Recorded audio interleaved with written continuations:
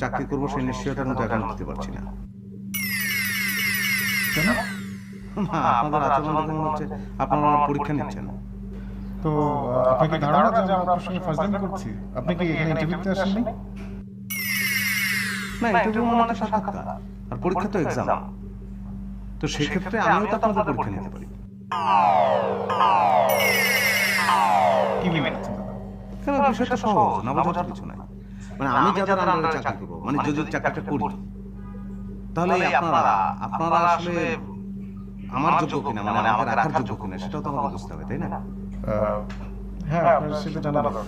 তো তার আগে আমার মনে হয় আমরা একটু আপনার সঙ্গে কিছু জানি।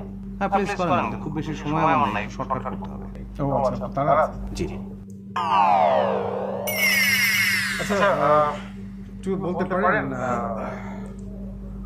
পৃথিবী থেকে চাঁদের দূরত্ব কত?